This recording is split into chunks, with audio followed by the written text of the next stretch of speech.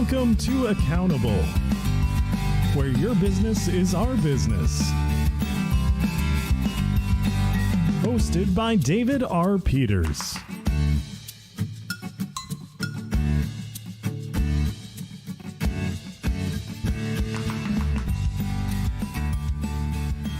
Hi, everyone. Welcome to Accountable, the podcast for financial professionals, small business owners, and people like you. My name's Dave. Thank you so much for joining us here this week. You know, there is a lot of doom and gloom out there. I think especially if you are in the accounting profession right now, it seems like every day we are talking about, how there are so many problems with the accounting profession, how we're having trouble with the CPA pipeline and how we're having trouble with AI and how exactly we're gonna move forward in this new world and everything. And so I think there's a lot of doom and gloom out there, but hey, here's the thing. I don't think that it's all actually that way. I don't think that it's all that way. Those of you that know me, know that I'm very proud to be a CPA, and that there's a lot of great things about our profession. And I think that our profession is evolving in a very interesting way right now. It's moving in just a new direction. And we have a great guest this week to talk all about that, talk about what is going on in the CPA profession, how is our profession evolving, and also to show us, some of the exciting things that are happening, some of the good things that are happening in this profession that I think has been just very good to me, and I'm sure has been very good to a lot of you as well. So my guest this week on Accountable is Donny Shimamoto, who does seemingly everything. Donny, you seem to do everything. You are the managing director of Intraprise Techknowlogies. You also are the co-chair of the National Conference of Lawyers and CPAs for the AICPA. You're also an inspiration architect for the Center for Accounting Transformation. And I got to be honest with you, you're someone who I seemingly see everywhere. I see your face everywhere. I see the presentations that you're doing. You do a lot of great stuff for the profession. So thank you so much for being on Accountable. Oh, no, thank you for having me. And, I'm right with you on that. I'm so tired of this doom and gloom. Yeah. And so I am definitely glad to talk about the hope and what really is happening out there, because we got to get through all this hype and this fear that everyone's mongering. Yeah, I agree. I mean, and this profession has been, so good to a lot of us. I think that, for a lot of us, I think that maybe what is at the core of kind of this negative talk is just the fact that we're evolving. I mean, and we are evolving. I think. What do you think businesses want their accountants want from their accountants and CPAs, and kind of how has that changed? I guess because I think a lot of us right now we're really struggling with that. How has that changed? Great question, and I think it comes back to when I look at the root of where all of this fear mongering is coming from. I feel like it comes from a lot of the people that are very, very compliance focused. Yes. Or not operating in the full, I'm going to call it the full accountant or full CPA route. They're focused very much on compliance services. They're focused on a lot of what essentially is going to be automated, or maybe I might even change that, is already being automated. Right. Right. In looking at the use of artificial intelligence, which has been getting a lot of hype recently, and looking at the evolution of the technologies, which has definitely been experienced, especially over the last 5 years. So really, in the end, that I think is what's causing a lot of this fear, and people not understanding what it actually take to operate at the higher levels of our profession. Right. And part of that is then what do businesses actually want? And yes, they want their financials, they want their tax return done, they want their audit report. But in the end, when you look at what we're doing as accountants, I really think that we are here to help our clients be successful, be even more successful, and to achieve their dreams, right? That's really why we're here. And when you ask and you talk to other accountants, like, why did you get into the profession? Most of them will say it's to help people. Yeah. And yes, our profession provides a great living. It provides, definitely great wages, but that usually is the first answer that comes out of people's minds. I am right there with you. I don't know that anybody, necessarily goes into the accounting profession and just like, you know what? I love filing 1040s. I love it. I love it. I love it. I don't know that anybody really does that. I think that, we do that because it's a necessary thing. And just to be clear too, I mean, I don't hear you saying that those things aren't important. Like, it's not like, oh, well, tax returns and compliance are not important. What I hear you saying is that ultimately, fundamentally, when we talk about our profession, it really is about helping businesses strive to meet their goals. And ultimately, our ability to assist those folks into meeting their goals. Because I agree with you. Every accountant that I ever talk to, they always say, why did you get into this? It's not because, oh, well, I love this thing about compliance. It's always, hey, I entered in to help people. Yeah, completely. And the whole movement, and this is why I think there's this whole movement towards the advisory. What a lot of people don't realize, you cannot do advisory without a good compliance base. So my firm, we only do advisory services. We've been doing advisory services in what originally was technology advisory. Now we do transformation advisory services. So we reach a much broader piece. But the big problem we found when I started the firm over 20 years ago was the compliance base was not well done. And if we had a client that didn't have a good compliance base, the data was not reliable, we couldn't actually rely upon it, we can't build off of that.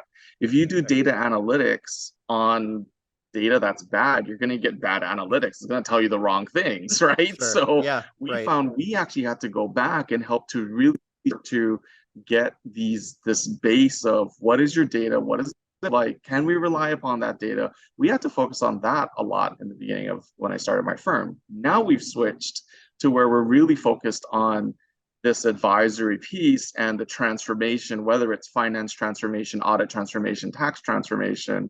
But again, a lot of times what we find we're doing in the first two and working with a client is, hey, let's get your compliance piece straightened out.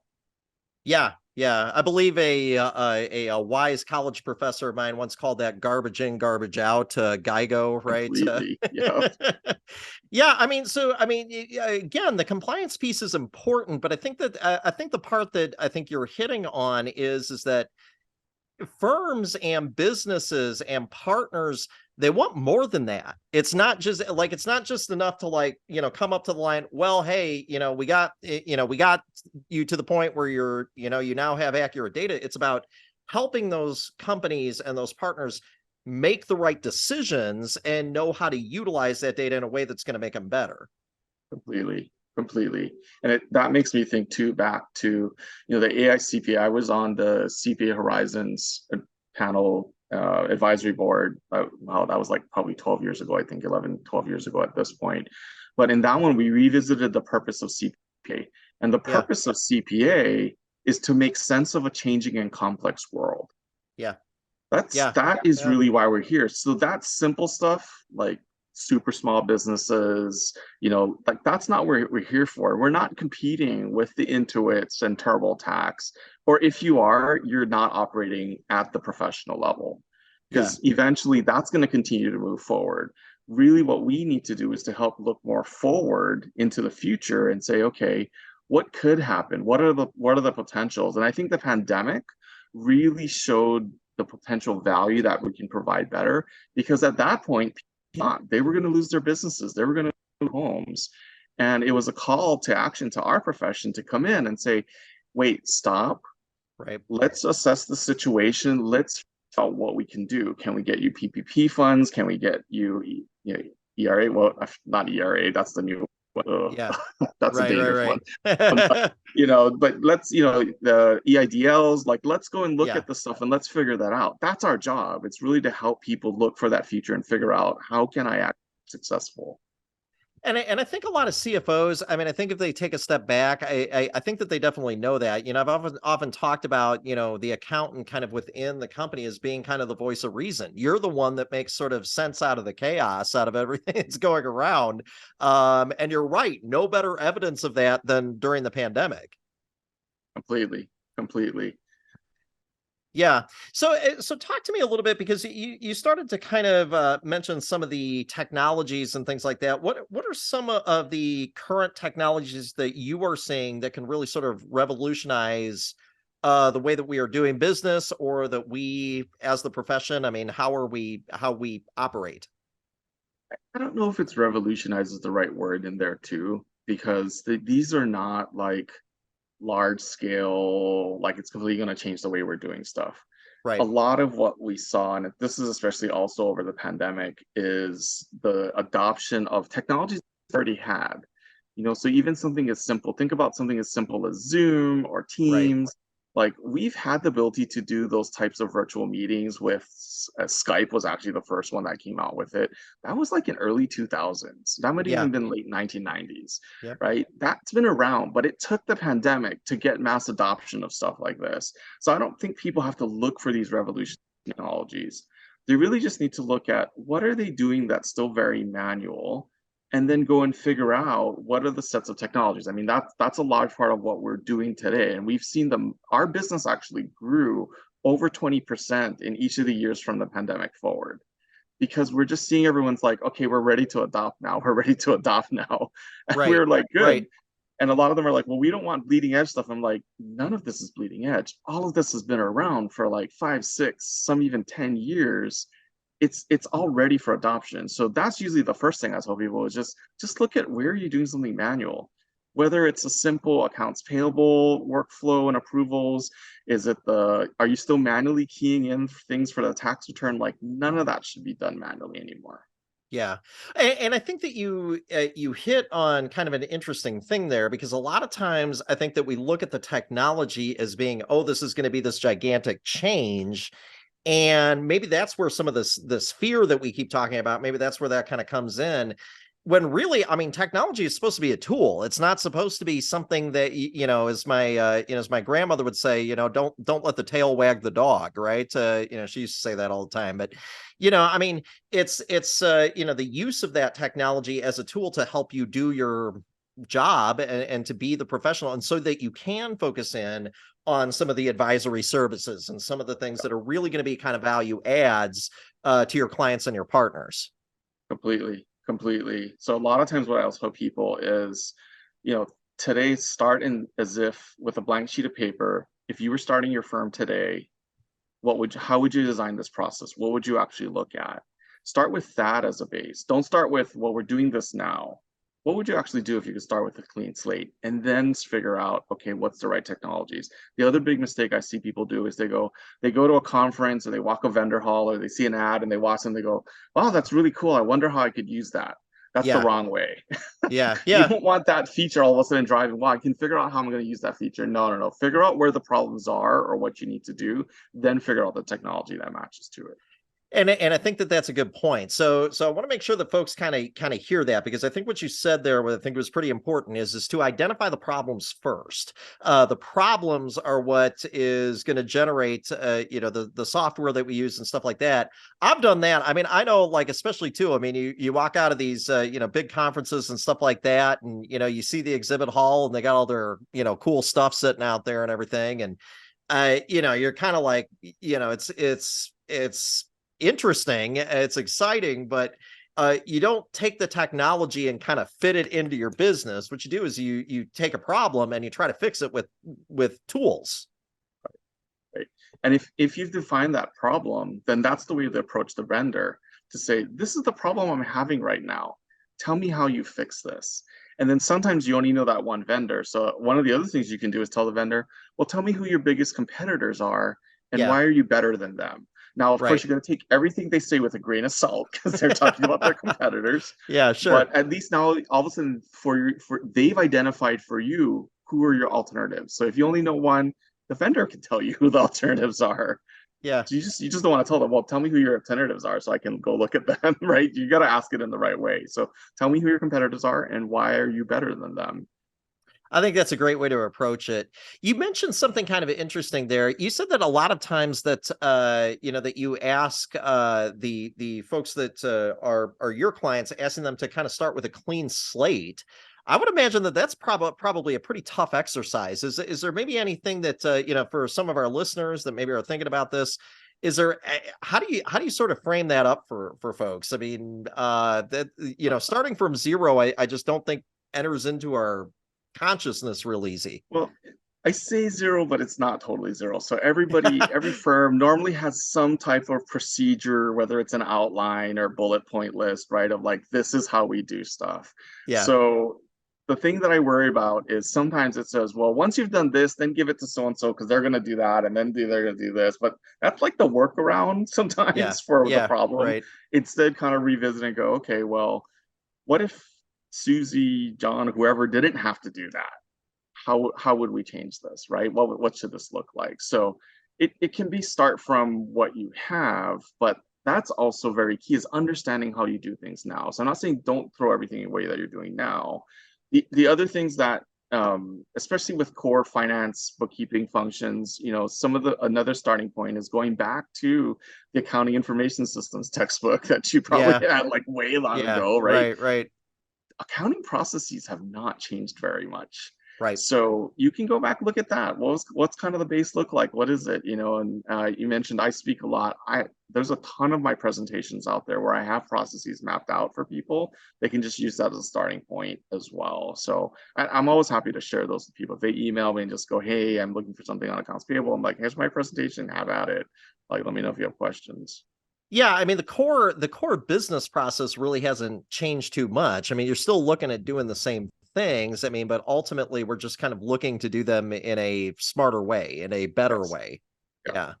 I think that that's fair.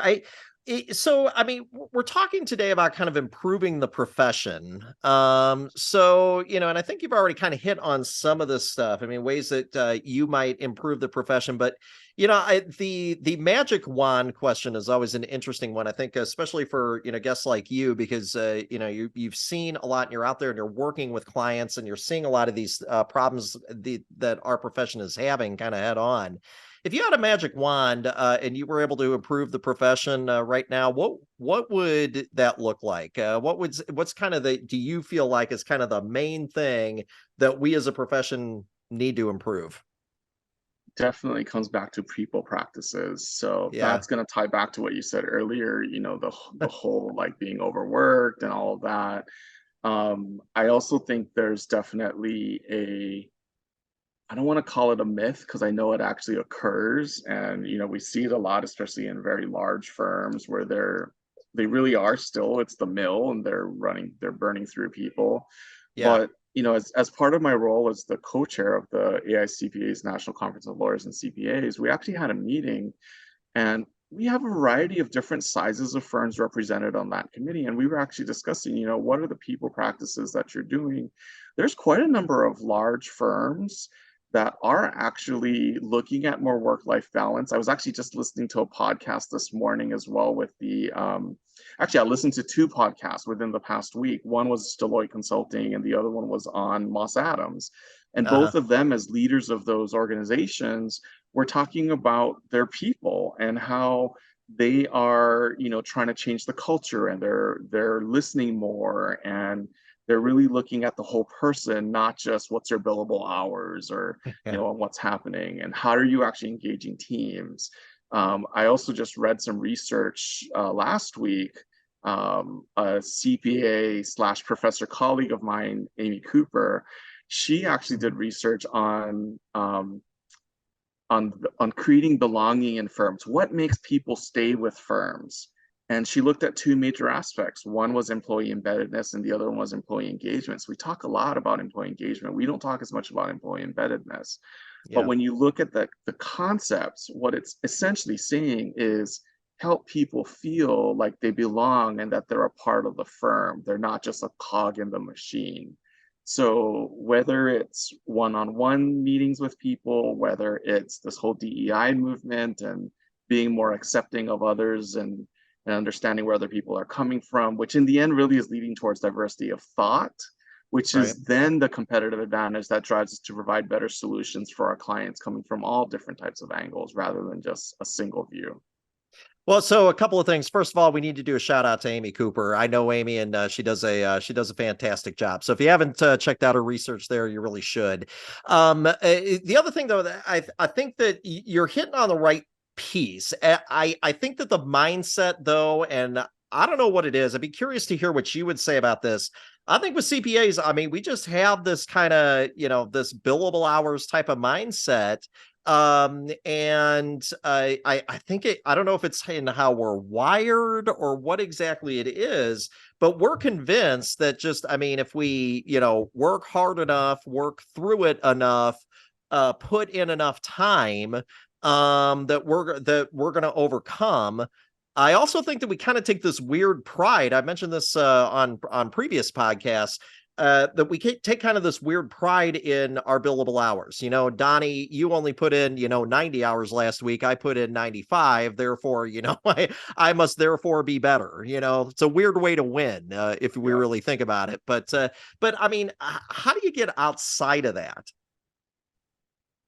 So there's this has been a debate for the longest time, and there's the whole value pricing movement. And notice that it's pricing, not value billing. It's value pricing is really what that is. Because a lot of people will say, well, if you're going to do that, you don't keep timesheets. I'll tell you what, my firm keeps timesheets. We keep detailed timesheets because we want to understand how long it's taking. We use time as an indicator for whether or not we've estimated things correct. So we use it as a learning mechanism. But I think it comes back to originally we were billing by the hour. Yeah. And that's a very hard mindset to get out of. And the only way to generate revenue was to bill by the hour. So part of it is a mindset shift. But more importantly, I think philosophically, and it's funny you're bringing this up because just yesterday I did another podcast with, oh my gosh, with Randy Crabtree. There you go. He was sharing his story about how he went through the burnout and billable hours and time is not the badge of honor. It shouldn't be. And even managing partners, which at the time need to kind of revisit and rethink. Again, it's kind of this whole mindset shift around who's the best people to do certain things. Let's get them in the right seats, kind of, good to great, get the right people in the right seats on the bus. Right. But looking at the bigger picture of impact as a whole, how are we delivering the services? Are we getting client satisfaction? What is the client's experience in working with us? Those are the things that actually drive the client's connection to us and the perceived value of our services. That's what actually allows us to charge more than what may be just the hourly rate that we're going to see there. Yeah, and I think that's it's a hard mindset, I think, to get out of. I mean, because it's just I think it's really ingrained deep that that the billable hour is the way to go, but it's also it's driving people out of the profession. I mean, it really is, and I think no time maybe has it ever been more apparent than right now that there's definitely a push, I think, especially from folks that are coming straight out of college. They don't want to be, as you, I think, sort of rightly said, a cog in the machine. So let's talk about, maybe how do we transform that mindset? Because I think that with a lot of these things, I mean, I think, probably a lot of the folks that are out there, they're listening to this and they're saying, okay, that sounds really good, but they don't have the partners that we have. They don't, and our partners, are convinced that, they got through these busy seasons and they worked, 300 hours a week. Therefore, you should too. Otherwise, you are, for lack of a better word, soft.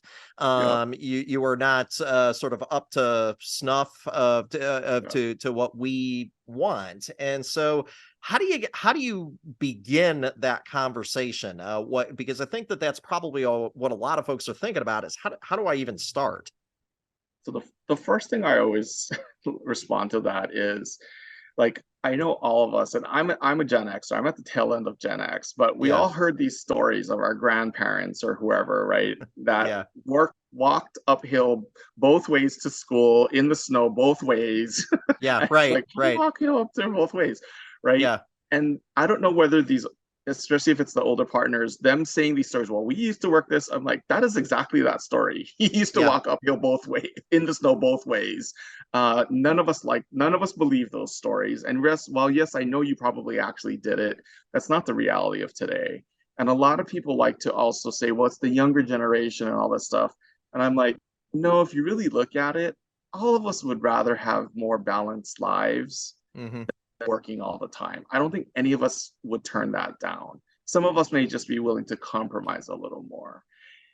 The other thing people need to think about this is that a lot of that tone, I think, is set by larger firms, which are very production oriented. Now, but again, I mentioned Deloitte Consulting, Moss Adams, like these are large firms that are going done significant changes, and they aren't the only ones. As I mentioned, I'm in these AICP committees. I know that we've discussed with other larger firms where they're making these changes. So there's a shift that's going on. What I think a lot of firms don't realize is they think the endpoint is the client and the revenue. But you've got to come back to the concept of the airline. And I travel a lot, so I hear it, right? What happens when the oxygen masks them down? You put your own mask on first before you help others. And if you're burning yourself out and you cannot put your own oxygen mask on first, you're not going to be able to help other people in your firm. You're not going to be able to help your clients. So you need to make sure you're taking care of yourself. With the Center for Accounting Transformation, we've started this whole concept of personal resilience. So how are we building resilience in ourselves so that we can help other people, help themselves, help ourselves? Other side of that, especially because there's a lot of psychology that comes into this. And I like what Carla Caldwell said at this past Engage, the CPA Engage, was she said, asking for help is a sign of strength, not a sign of weakness. And she was actually talking about depression and I think a family member that was suicidal. But we need to realize that burnout is at that level as well. It is a threat to your well-being, your family's well-being, especially because if you end up burning out, you can't provide for your family, right? That actually is a threat to your own family and your own well-being. And going and reaching out and saying, hey, I need help, whether it's to, hey, coworkers, I need somebody to help me carry this burden. I'm going through a period right now. Or actually having to seek counseling or therapy, like that is an important thing for us to destigmatize. So a lot of this, again, to me, it's mindset and it's the way that we look at these things. And we need to change that.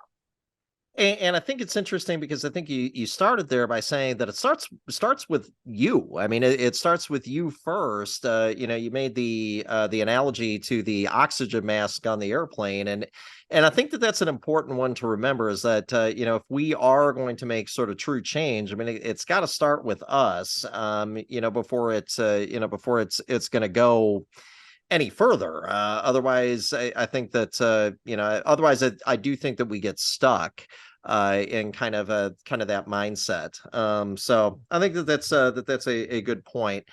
How much does personal resilience play? Like, what sort of role does kind of personal resilience play in unlocking this transformative culture? Is there something there? Is there a connection there? Well, you're using the word culture, which I think is an important thing to call out, because you listen to a lot of the leadership and a lot of the things that are talking about the Great Resignation, why are people resigning? A lot of it points back towards the culture of the organization, right? And the move towards, it's not just about whichever industry you're in, it's not just about production, it's really about people now. And so in really starting to look at that culture plays such an important piece. And actually, I can share with you that we've been doing some research around the success of organizations, and what we found, our preliminary results show, number one is actually use of technology that's creating success. No surprise there, right? That's where we started. Number two is about developing people. So, and especially in our firms, developing people and creating the entire pipeline of people in different roles, but also eliminating the upper out mentality, because that's another one I think that really has to go. there are people that are lifetime seniors. There are people that are going to be lifetime just simple tax preparers, right? These are the things we have to do. And the other one is, I think we need to be more inclusive of other professions within our firms. This is where right now there's all this talk about IT, right? And Yeah. can an IT professional be a valid part of a firm?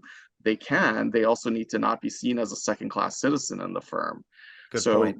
looking at diversity from that type of aspects. The third thing that our research is actually showing, it's actually a combination of two things, but both of them point towards culture. So one is that there's a focus on the team rather than on the individual. So it's not about the superstars. It's about how the team comes together to serve the client, to move the firm forward.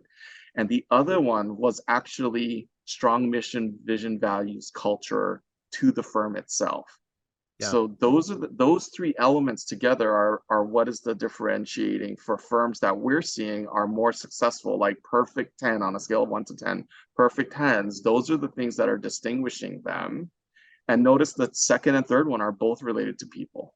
Are both related to people. And I can't help but wonder too, if some of these pipeline problems that we're really having are really kind of a failure on our end of, developing people. You're right. I mean, I think that that a lot of times CPAs, kind of that old school mindset that, I'm going to kick the door down. And so therefore, I'm going to figure it out. I'm going to, find solutions to this problem. But yet we don't really, sort of develop the people around us. And I think that maybe on some level, that's a failure on our part as leaders. Is that accurate? I'm going to adjust what you said a little bit. Okay. I definitely agree with you, but I'm going to adjust it a little bit. Go ahead. I think the way that we look at things, and I say we, and I'm talking about the partners, right? Sure. The firm founders, the way that we look at things tends to be, I want to bring people up so that they end up being like me and can basically take over the firm eventually, right? Yeah. That's kind of it. And so that's also part of this up or out mentality. Okay. Instead, what we need to be looking at is how do I put the best team together to ensure the sustainability of the firm and the success of the client? Yeah. And so when you shift that focus, we don't need everyone to look like us or to be like us, right? Mm-hmm. That's a single track, single development path. What are the other possible development paths? And actually, since you mentioned Amy Cooper and I did a presentation for the AICPA Edge conference. Gosh, I think this literally is 10 years ago. And we talked about the career lattice rather than the career ladder. So we're saying, point. Careers really need to be a lattice. You need to get exposure to different things. You need to figure out what is it, and do you actually want to get to that partner level? Are you happy just being a senior? My firm, actually, we call them lifetime seniors. They are completely happy, and they've told us, you know what, because we'll tell them like, hey, try do this. And they're like, I don't like that. I want to stay here. I enjoy touching. We have a woman that said, I enjoy working with the clients. I don't want to be in any role where I'm not working directly with the clients. And she's been doing great in that. And they love her. They go to her before they come to me. Sure. Now, part of that might, some partners might go, what do you mean? That's my client. They should be coming to me. And I'm like, hey, that's one less thing. In the end, she's still bringing that inquiry from the client back to me, and she loops me in, and then we have the whole conversation, right? Yeah. The client is still getting served. It's not all about us as a partner. Yeah, and I think that what you're bringing up, I think is pretty important, because I think that especially us that are in the finance profession, I think again, it kind of goes back to this kind of ingrained somewhere along the way. I don't even know where really, but somewhere along the way, it's like, well, of course, you want to be, you want to try to be a partner, right? I mean, of course you want to try to do that. Why would you not want to do that? Why, if you're not trying to do that, you've somehow failed, and you must not have any value to this firm anymore. And I think I think what you're talking about is being okay and recognizing when someone is at where they want to be and letting them do it. Is that right, or is that too simple? I think it's both a good simplification, and I think it's right. It's figuring out where's that fit, because not everyone needs to be that top leader. And I think some of what you're saying also alludes towards Mark Kozio last year has got a lot of quotes, because he said, the partnership model is dead. Not Yeah. dying, dead. Yeah. And where that was coming from was he was saying firms need to switch to follow more of a corporate model. In a Hmm. corporate model, not everyone's going to end up being CEO. Not everyone's going to end up being an EVP. In the corporate model, you figure out where the right fit is in the organization, and you develop and foster within that correct seat on the bus, per se. And I think it kind of going back to where we started, that's exciting. I mean, because that mindset means that more people can, go into their firms and be successful, because success is not necessarily just kind of this one track. Now it's making sure that people are in the right position, the position that they love, and that really sort of utilizes their skills in a way that is going to bring value to the client, is going to bring success. Absolutely. Is that right? I don't want to put words in your mouth. That's completely right. And actually, I'm going to come back to the beginning of our conversation. Yeah, So sure. a good example of this is maybe there is someone, let's say they're an EA that loves doing tax returns. Well, you Yeah, know what? Put them in that compliance seat and let them be the best at that. And that can be their role. And it's not like it's a lower role. It's a part of the whole services that we're providing to the client. They're going to be really good at it. They love it. They don't necessarily want to have to talk to the client, say, right? They want to be that technician. Let them be that technician. Let them get that done. They're going to produce the best tax returns ever, rather than forcing someone who is more advisory, that does want that people to sit there and go, oh, here we go again. I got to do the return, right? yeah, Get the yeah. people doing what they love and what they're passionate about. And I think that really takes time, and it also takes time to sort of get to know your team. I mean, I think that the leaders, maybe if you're listening to this, I mean, relationship building and really knowing what your team is good at, I mean, takes time. It's getting to know the individuals, and um, I don't know that there's an easy way to do that except for to just work with them, and you just do it. You just get to know people over time, and understand what they're good at. Completely. So with all of my direct reports, I do a one-on-one, a 1 hour one-on-one every week. Wow. And it's not a status report. A lot of them will spend about 15 minutes of that giving me status because they want me to know where they are at certain things. But Yeah. what we really focus on is, where are you hitting challenges? Where do you need more guidance on? Where do you need more training? Right. And so sometimes there'll be something in like an email that occurs, and I'm like, hey, you know what? Let's talk about this at the next one-on-one, rather Hmm. than trying to construct something in email. And then we kind of go back and revisit, okay, what's the lessons learned? Well, how could this have been handled better? So we'll talk through those things, but that gives me on a weekly basis an understanding of where someone's thinking. We also will do things like, hey, what did you do this weekend? What do you enjoy? Right. And Yeah. completely virtual firm. So that's the way that we continue to build that relationship, because we don't have the lunchtime conversations or the bathroom away conversations that might normally Sure. occur. So it's sometimes people go, well, that's a lot of work, and hey, that's a billable hour that I'm losing, right? But when you start to look at the counter risk, is you're not going to get in touch with that person. That person's going to leave. The current Yeah. cost to replace an existing staff is between 2 times their annual salary. Sure. How much lost time, lost revenue is that if you're going to have to lose them and replace them now when we're in a staffing shortage? I think that that's an excellent point. I also like the fact too that, I mean, that because I mean, I think you pointed out, I mean, you have to be pretty intentional about this. I mean, otherwise it's just not going to happen. I mean, you're right. There's a lot of time there, but yeah, I mean, I think by doing that, you're probably building a lot better of a culture, and you're probably also, you probably really know your colleagues probably better than most. Yeah, yeah. And actually, as you mentioned, it could take a lot of time. So if someone's going, that takes a lot of time. I know a larger firm, I think there are 100 or 200 people. What they've done is they have little staff groups that meet once a week. And those staff groups, the partner actually rotates. So the partners are actually meeting with different staff groups every week. So it's still 1 hour, but it's more like a 10-to-1, maybe a ratio type of thing. But that way the partners are hearing directly from the staff, hey, like, it's an open agenda. What's on the top of your mind? Where are you seeing issues? What are you thinking? And so it's a way, and you have to make sure the partner doesn't dominate that meeting. It's for the staff to kind of come up and for the partner to get to know them and understand what's really happening. So it's a good intentional way, instead of doing the walking, management by walking around type of thing, to really get exposure. And if you do that rotation schedule, you get exposure to a lot of different people with them. I think that that's an excellent idea, and I would love to see, to hear from folks that maybe are listening to this podcast. I mean, what if you've actually tried to implement that at at your firm or something similar? I think that would be very interesting. I think that we are really headed into an interesting part of our profession and kind of the history of our profession.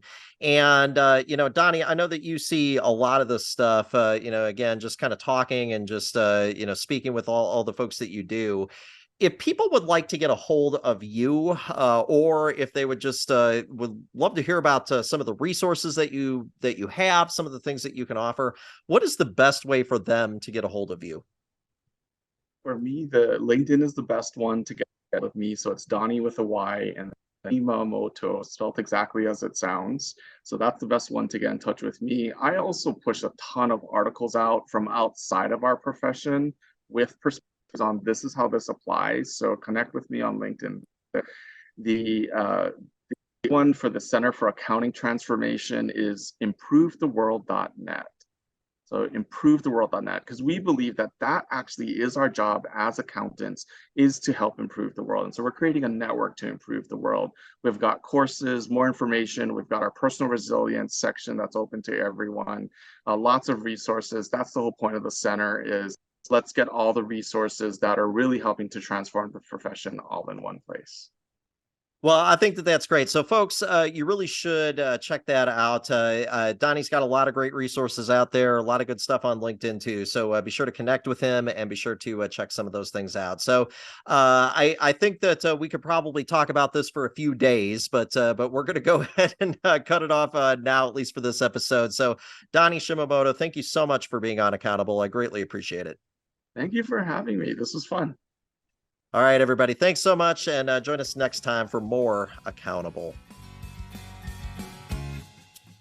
Thanks for listening to Accountable. Be sure to subscribe for more interviews and insights from today's business leaders.